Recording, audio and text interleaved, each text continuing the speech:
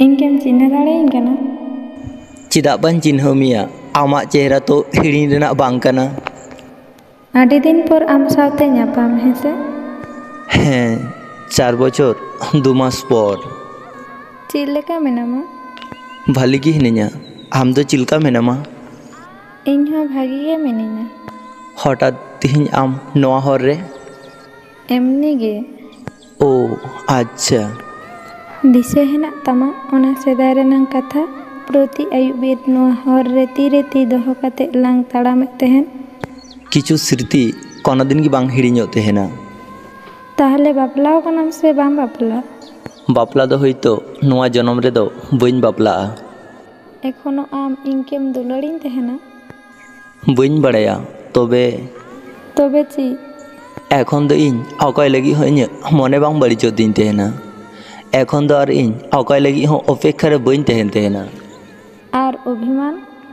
ओना दो जतो हर चेतान रे दो बांग हुयु तेहेना। जाय चेतान रे इन अभिमाने तेहेनिñ उनी गी तो इन बगी कते चालाव कना। नितो हो आम इनकेम झुकड़िन तेहेना? ओना जुकड़ लगी हो इन ठे कोनो अधिकार बनू कदा। उनी कोड़ा गिद्रा पॉकेट खोय सिगरेट उडुक कते सिगरेटे धराव केदा। लाहाते मा आम उना सिगरेट से पौरा बाम ᱧᱩᱭᱮᱫ तेहेन नितो उना ᱧᱩᱭᱫᱟᱢ चेदा? सिगरेट पौरा हांडी जुदी इᱧ दुख कोई हिड़िंचिना तो इन चिदा बां अपनारेया। एखोनो आम कुकुमुम नेल तेहेना? जाहे लगी कुकमुन नेले तेहेना उनी गी तो इन पासे रे बनुया। नावा ᱧᱟᱢ कते उनी नी कुकुमु नेल में। कुकमु नेल कते आर ची हुयुआ अकय हो तो बांकु मारियु कना। माने उनी के तो बइन हिड़िñ दड़ी कदिया। उनिया स्मृति इᱧ एखोनो मने ताला रेगे मेनाआ। रुवाड़ हेज लेनखान घुरे उनी आमेम अपनारे? नावते आर एटा हड़ा दुलड़ रे बांग झली सनाኝ कना। ᱤᱧ ᱟᱢᱠᱮ ᱮᱠᱷᱚᱱᱳ बस तेज जो आर इन बांग नेल सनाኝ कना नावते आर कुकमु। आबार आलांगा तिसो ᱧᱟᱯᱟᱢ हुयुआ? चट चांदो जखन इच्छा हुयु तया से तखन आरो आम सावते ᱧᱟᱯᱟᱢ हुयुआ। अच्छा ठीक गया भालेम तेहेना। कोड़ा गिद्रा आचुर कते ताड़ाम किदा। उनी आडी कष्टते उनी कुड़ी हिड़िñ कदिया। उनी आर नावते कष्टो बांग ᱧᱟᱢ सनाय कना। उनी कुड़ी गिद्रा उनी कोड़ा गिद्रा चालाव नेलेद तया।